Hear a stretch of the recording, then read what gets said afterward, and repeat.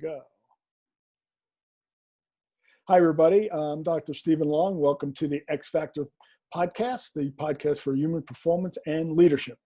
Today, I'm speaking with Craig Jones of TPE Boulder, a private equity firm based in Boulder, Colorado. And Craig has over 35 years of experience in both venture capital and private equity.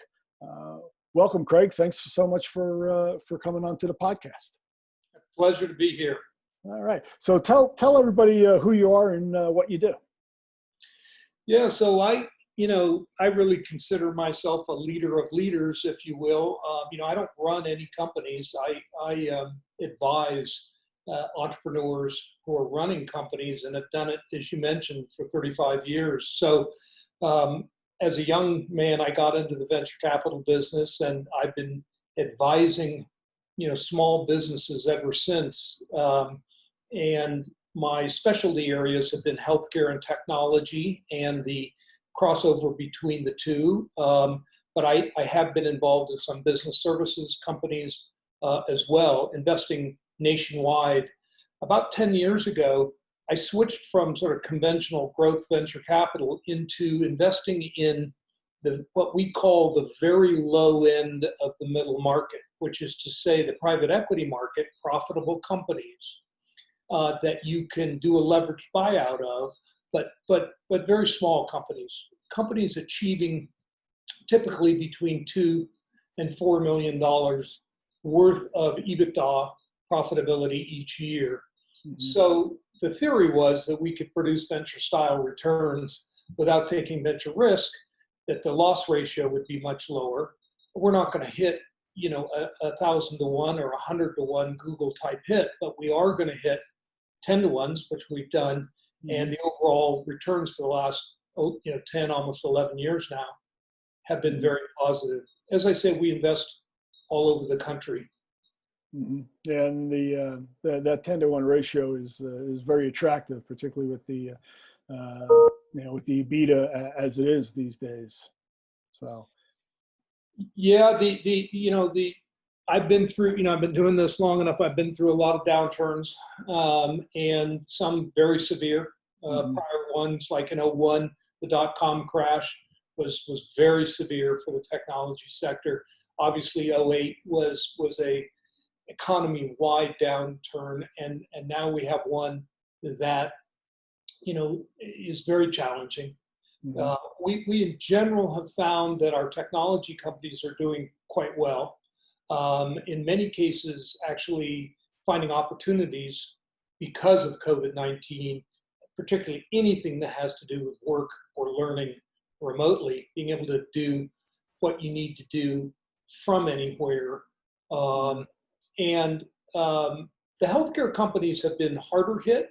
The people simply aren't getting as many procedures done because of either fear of going into a healthcare setting, or because in some cases there have been restrictions for non-emergency type procedures. But those are fundamentally sound businesses. We're 100% confident they will bounce back very strongly after COVID-19. And so we're not worried about those companies. Then there are a few that are, permanently impaired by the downturn. There are certainly industry segments that are very challenging. If you're in aviation, it's a tough market. If you're, serving the oil and gas industry, it's a tough market. Probably not going to come back anytime soon. So every company's, in a slightly different situation. We have a portfolio today of about 23 companies. What I would say is that overall, and I think this is true for me and most private equity investors, our companies are doing much better than we feared they would be doing 150 days ago. It's a factor of the PPP loans, which were the federal forgivable loan program that was implemented.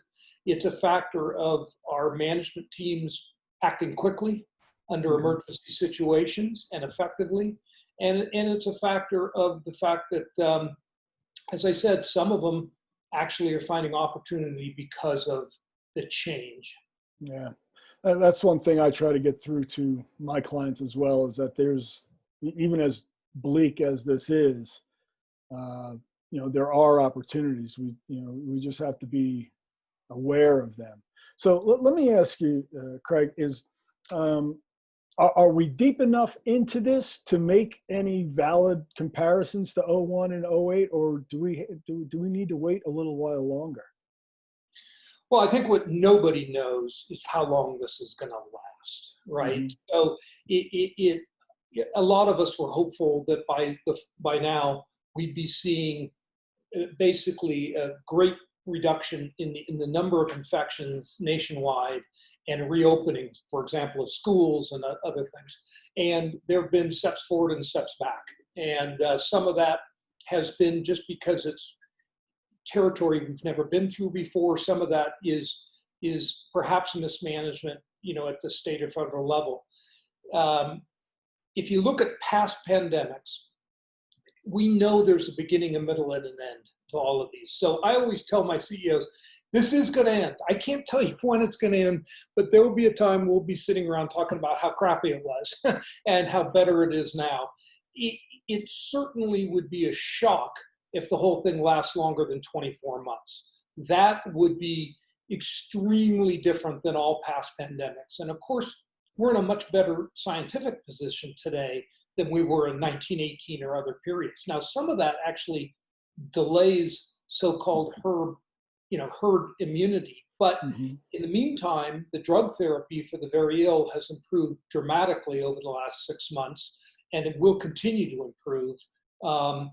I happen to be chairman of a company in LA that recruits patients to clinical trials. We're actually doing 2 of the vaccine trials that are already in phase 3 clinical trials. So as has been reported, there's a great deal of optimism that there will be vaccines available, say, by the first quarter of 2021. So if you include the natural herd immunity, if you include the fact that these pandemics tend to run out, basically because it's not in the organism's best interest to kill its host. So they tend to evolve into a less dangerous version over time. And then the drug therapy and the vaccine. So I think it would be reasonable to assume that this will be no longer than 24 months. And remember, we're about 8 months into it. Because a lot of us didn't know about it till mid-March, but it goes all the way back to, say, December or January. So we're already 8 months into it. And I think the second half of it will be milder than the first half. So I guess that's a long-winded way of saying we believe that we're through the worst of it. We're not done with it by any means, unfortunately. But the second half is going to be less disruptive than the first half. And, there's a lot of resilience shown, whether it's in my laboratory of companies that I know about, whether it's the stock market, whether it's technology companies overall, the consumer spending report that came out that showed consumer spending above, on a seasonally adjusted basis, what it was in February before the quarantine. So there are positive signs amidst the troubles. Yeah. Well, it's so what you're saying is that the problem is still there, but the intensity will be lightened to a degree. That's what we believe. Yes. Yeah, that's good. All right, so let's pivot to leadership. What do you think is the best aspect of being a leader? Well, having done this for 35 years and having been sort of deeply involved with probably 100 companies, I've kind of had a laboratory to see what works and what doesn't. And don't ever discount the importance of luck and don't ever discount the importance of being in the right place at the right time, right? But having said that, leadership makes an enormous difference, especially in a small company. Without a strong leader, you have very little chance of being highly successful. And so one thing we know for sure, there is no color, shape, race, gender associated with leadership. There was a time when at Harvard Business School, they would have everybody over 6 feet to stand up, and then they'd say, those of you who aren't standing up have no chance of becoming a CEO, because it was all tall, white, male leaders. But those days, thank goodness, are gone. And, leaders come in all different shapes and sizes. We've had tremendous success with female CEOs. Because I've been heavily involved in healthcare, there's been a great deal of female leadership there, not as much in technology, unfortunately. That hopefully will change over time. But our biggest hits, if I look at our top 5 biggest hits over the last 20 years, several of them are female CEOs. So to me, leadership is substance. It's not style. Mm-hmm. So by that, I mean, the first thing a leader has to be is an expert. You have to know every aspect of what the company does. It doesn't mean that if you're a technology company, you're necessarily a programmer, but you better know the value proposition that software is delivering and why it makes a difference and how it differs from your competition and what the price points are that make a difference to your customers. So you have to sweat the details. There's no room for bullshit, and your workforce will know your level of expertise better than anybody else. So you have to be a sponge. You have to absorb as much information from your experts, from your salesperson, your marketing person, your technology person, and you have to provide the overall strategic direction. Okay. So one is sweating the details, knowing what it is that makes your company different. And of course, work ethic is a big part of that. I mean, there's no work-life balance when it comes to running a small company. We tell our CEOs that up front. You're going to spend 5 years or 6 years or 7 years working way too hard, and that's just the way it is. And if doesn't fit your lifestyle, then go do something else. That's fine. I'm not making a value judgment about it. We like to say that we want people with unbalanced personalities, right? We want people who are absolutely committed to success. And that brings me to the second point, which is optimism. A leader must be optimistic. They must believe that where there's a will, there's a way. And that optimism has to be real. It can't be created. And if you're an optimistic person, and if you believe there's a way, and your people it's infectious. It will be absorbed by the people around you. And the third thing is, good leaders work on the most difficult problems in their companies. They don't do just the fun stuff. Like a podcast, for example. A podcast is fun and it's necessary, and there's parts of the job that are fun to do. But there's also a lot of parts of the job that aren't fun. And my best CEOs get up in the morning and they go right after the least fun thing. That difficult conversation with a manager who's not doing their job right. That difficult conversation with somebody who is doing things that don't fit the culture of the company. That difficult conversation with the customer who's pissed off. So you have to have a stomach for hardship. I mean, I have a CEO who this year has gone through the following.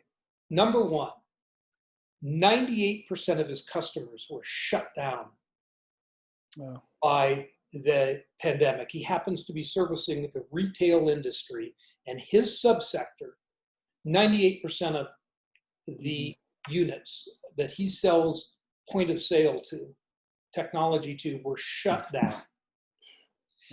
Second, he had a situation where a competitor did a very unethical thing involving stealing technology, and so had to get involved in litigation. And then third was the urban unrest that broke out literally within walking distance of the company headquarters. Other than that, it's been a really easy year. So, I mean, and it's just get up every day and figure out what the solution is. And, this company is back on track. Fortunately, those stores are open now. they actually demanded more services than ever before to get back reopened, and had additional features that they wanted because of the COVID-19 things. And so because our system helps, with, for example, with appointments, and now a lot of those retailers want to do things only by appointment, that created opportunities, in fact, far more than we could service with the staff that we had. So it created the opposite problem. How do you meet customer expectations in a surge of demand like that? But the key to the success that this company is now enjoying was the never say die attitude of the chief executive officer, and infusing that with his key people. And, you know, I have found that if a CEO creates an environment, which is, it sounds like a contradiction, but it turns out to be true, is simultaneously tough place to work, but also fun because you're part of a winning team. And sometimes, yeah, that means some people don't make it. They're counseled out of the company because they aren't doing the things necessary to survive. So, you might call that, the Netflix approach to management, where you are brutally honest about expectations. The expectations are very high, and people are counseled out of the company if they aren't meeting it. There's no place to hide in a small private equity-backed company. We might have 15 employees, we might have 150 employees, but everybody's got to be, contributing. Yeah. Well, what you're saying about discipline and optimism are really important, and sometimes one gets lost in favor of the other. And particularly in times like this, discipline is you can't put a value to that skill, but it's vastly misunderstood. So, and I worked at an institution that's known globally for discipline, and really nobody there knew what discipline was. So it is something that's absolutely crucial, particularly in times like this. So let me just ask you, what do you see as the primary leadership responsibility, particularly in this time of COVID-19? So the primary responsibility of leadership is, I like to think of it in two buckets. It's the what and the who. So you are responsible for setting the goals of the company. You're like, you're the captain of the ship, and you're going across the ocean, and the direction that ship goes in is up to you. And yes, you have a navigator, and yes, you have people who are great at raising and lowering the sails. But if you're heading the ship in the wrong direction, that company is not going to be successful. So you are the primary strategic driver of the company. And to your point, many small companies fail by trying to do too many things at the same time. And we have found that focus is incredibly important. These are tiny companies. Trying to compare Apple Computer to one of my companies, it's like comparing Russia to Delaware. I mean, there's just no comparison. And so if you literally have to have a mindset where you say, we need to get from A to B to C to D by the end of the year. How the hell are we going to do it? And we're going to spend as much time as we need together as a team. We're going to figure out what the key elements are. We're going to measure ourselves weekly, monthly, quarterly, and for the year. And we're going to get to D by the end of the year. And folks who break it down like that in small segments, and everybody on the team knows what those small segments are, so communication is key. But of course, the second part of leadership, I'm sorry, I can't break it into one key thing, but is the who. So great leaders attract great people. And the team that they surround themselves with that are honest, straightforward, trustworthy, have high work ethic, and care about the company, and have, of course, the core expertise necessary, and themselves treat people with dignity. I don't care if it's the receptionist or it's the chief executive officer. Everybody has to be treated the same. And That's always been in your own best interest, but today it's an imperative. Disrespect on the basis of rank or whatever, I mean, those days, are gone, thank God. And in small companies, how you treat everybody, and even if they aren't achieving things, you can still treat them with dignity. And the person that pulls that off, has people who are willing to go the extra mile for them. Mm-hmm. Well, I can say that, the A people hire A people, B people hire C people, C people hire D and F people. So it is something that, and it works on both ends, from the employed and the employer dynamic, is that A people are looking for A people, whether you're an employee or an employer. That's that's really the key. Case. Yeah, absolutely the case. So you can't run a company with only one good person. The CEO is the starting point, but you have to have really good people, certainly at the next level of officer, even in a small company. If you don't, you're not going to be successful. So I 100% agree with you that A attracts A. It's a matter of being demanding, of starting with yourself and then with others. That's why they say the most important job of a board of directors is the hiring and firing of the chief executive officer. Because if you don't get that right, you're not going to get anything else right. And so, I'm very proud that we have extremely strong chief executive officers in our company. Some we started with, and some we've had to replace.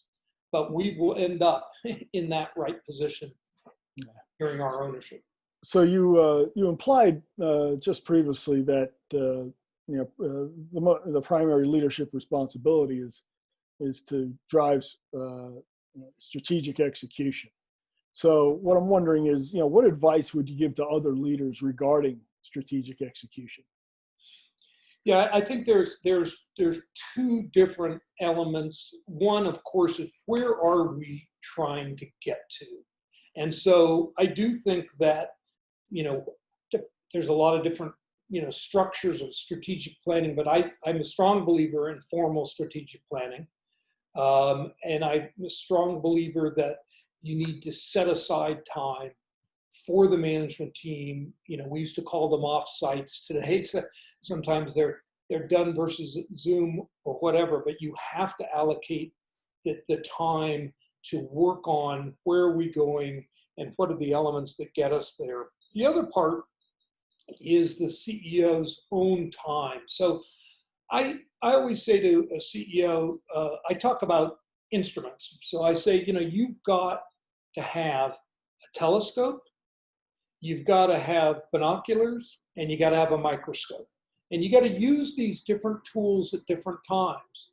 And yes, you need to have that telescope so that you understand where we're trying to get in 5 years. And that's where your board of directors should be of assistance to you, because you're going to have ideas and they're going to talk about what they know about what the competition is doing, et cetera. You're going to use your binoculars to say, what do we need to do in the next year to get to where we're going? And then that microscope is the instrument you're going to be using the most often. That's where you're examining the little details of what's going on in the company. The other instrument I talk about, I said, what is the most important tool that you have? And some people say Excel spreadsheets or something, like they'll say our CRM system or something. And I'll always say, no, it's a clock. Okay? How you spend your time is the most important ingredient of you executing well. And as we all know, in our lives, there is push and pull. There's what you want to do, and there's what other people are trying to pull you to do. Some of that is necessary. It might be your wife. It might be your kids. You've got to spend some time on that. But in the hours that you've allocated for business, you have to be the master of your own time. And so I asked them to put together a pie chart and say, how do you want to be spending your time? And we counsel our CEOs that maybe not in the first 6 months when they come because they're learning the business. But once you get past that learning phase, 50% of your time should be spent externally. That's talking to customers, that's talking to prospects, that's talking to suppliers, etc. So you can't spend all your time just with your own team. Now, you may be going to some of these meetings with a team member, a sales person or whatever. But if you don't have that clock in mind, how can you possibly ever evaluate whether you're doing what you need to do? Mm-hmm. So to me, how a CEO spends their time, what they spend it on, is something, especially young people have a tough time with, because there's always someone trying to pull them in to problem solving. And I try to coach them. Your officers need to be the problem solvers, right? If you're mending the sail, you're not guiding the ship. So you've got to give them the confidence that they can solve the problem while you push the entire enterprise forward. Mm-hmm. Well, it reminds me that time is really the only fixed resource. And I think what you were describing in your exercise, I think that reinforces that point. Absolutely. I mean, I always say there's only so many things we can do, because people will say, well, this has this value, and this has this value, and this has this value. And I'll always say the clearest sign that strategic planning failed is if you haven't crossed a lot of things off the list. Mm-hmm. A lot of it is about saying what we're not going to do, at least for now, because we can't do 10 things well in a small company. We can do one or maybe two, and that's it. And if we do them really well, better than anybody on the planet, we're going to be very successful. Right. So with over 35 years of experience of, not just investing in companies, but investing in people, who were your leadership role models, and what did you learn from them? Well, I've learned both from the leaders of my organizations. I had the great advantage of having worked for, Bill Bain at Bain Company, but, I was a very junior guy, but, I would see his leadership style in organizations like Advent International, run by Peter Brook, a real icon of the venture capital and private equity industry. And so I had the great advantage of working for very, very prominent, successful guys. And what I saw from them was I saw a vision. They were able to, they had a vision of what they were trying to do, and they could articulate it to folks like me who are more junior and to customers. And they kept saying the same thing over and over and over again. And then made sure what we were doing fit that vision. So Bill Bain's vision was simple. We're going to not have strategic plans that sit on the shelf like McKinsey. Mm-hmm. We're going to have an implementation practice that's going to make sure that the strategic imperatives are actually followed by the organization. At the time, that was revolutionary. Now everybody's doing it, including McKinsey. Peter Brook's vision was to internationalize venture capital. And it was a vision that he never talked about making money. He never talked about how we were going to be running billions of dollars. He talked about the fact that the venture capital model in the United States could be brought to other parts of the world, and that it would help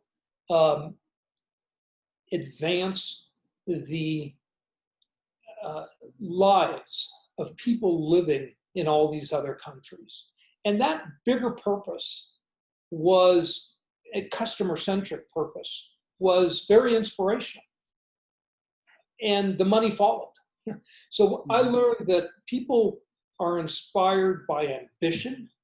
these ambitions were huge. It almost seemed ridiculous how big they were. In both of those gentlemen's cases, they achieved them.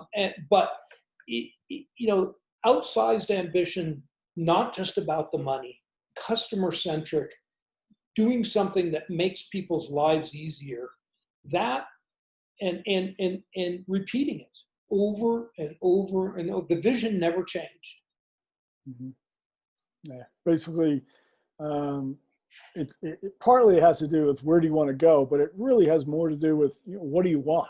To really simplify the question as far as what is vision.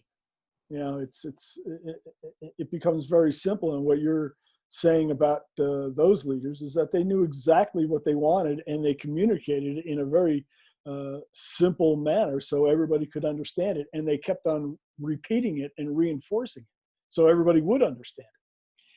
I had a company in the OOs that was in the what we called payment integrity space within healthcare payments. Okay, sometimes called fraud and abuse. We avoided that terminology. Underpayments and overpayments that we were monitoring from healthcare providers on behalf of the federal government, Medicare and Medicaid, as well as private insurance companies. Mm-hmm. And one of the things my CEO did, it was a woman, is when she was talking to customers and she would ask, what level of, overpayments do you think you're getting? And what do you think you can identify, and what do you think you can achieve? And she would always tell them they weren't being ambitious enough. Mm-hmm. They would say, well, we think that there might be 5%, and if we could knock off 1% of that, it'd be fantastic. And she'd say, you're not being ambitious enough. I guarantee you, we can do far better than that. Mm-hmm. And it was inspirational because she was telling the customers they weren't asking for enough. And her style was to tell them that we could achieve things they didn't think were possible, mm-hmm. and then do it. Yeah. One of the leaders of humanistic psychology is Abraham Maslow, with the hierarchy of needs. And one of his famous quotes is, "Human nature has always been sold short." So, yeah, we always, that's part of our human nature, is that we tend to underestimate our own abilities, and we're vastly more capable of what we ever could dream about. I mean, you look at the great entrepreneurs out there of the last 20 years, and their ambitions were silly, they were ridiculous, they were unachievable, and yet they achieved them. Mm-hmm. And I'm not saying that I've got any Bill Gates, but in our own way, in our own niches, in our own programs, we can do things that people 5 years later say, I can't believe that company became what it became. No one would have guessed that. And it's because the CEO was wildly ambitious. Mm-hmm. Yeah, I trade in the currency of belief systems. And the vast majority of people have this erroneous belief of what exactly you're saying, is that they underestimate their abilities and then do whatever they can to see if they can actually achieve that. And they use all kinds of irrational thinking why they can't. Okay, but then they look at people who really understand what their abilities are. It's absolutely rational what their abilities are, but because they think in such a different way, they're viewed as irrational, right? They're viewed as crazy. But in actuality, they're the most rational people on the planet, and they continue to use those rational beliefs to help them achieve those goals. And this is what the majority of people don't understand, is that if you learn how to think, not only will you set higher goals, you'll achieve higher goals. And of course, we benefit greatly from the fact that we live in an era of exponential development. technologically, for example. So it's possible to do things logarithmically where 100 years ago, you might not have had the technological tools necessary to expand. Obviously, some people did all right for themselves, like Rockefeller. So they figured out how to expand pretty well. But it was harder then. There are more opportunities today to grow exponentially than there ever have been in the history of mankind. And your job as a leader is to find one of those niches and to utilize that technology to your benefit. Even if you're not a technology company, you can still utilize broadcast technologies such as digital marketing to get your message out to far more people, to target it far better than it's ever been targeted before, to understand your market in a much shorter period of time than was possible even 10 years ago. So when you or one of your management teams does accomplish that, what some people would think an unrealistic goal, how do you celebrate or how do you relax? Well, first of all, we talk about it, right? And so there's a tendency to come to board meetings or whatever and to say, oh, we had a good quarter, and I try to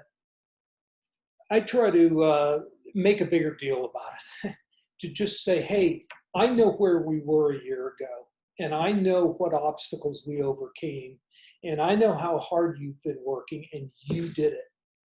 And sometimes they just need to hear it, that somebody knows about it other than their husband or wife, and that we see it. And just that recognition, and particularly publicly, whether it's in front of their management team, in front of the rest of the board, makes a big difference.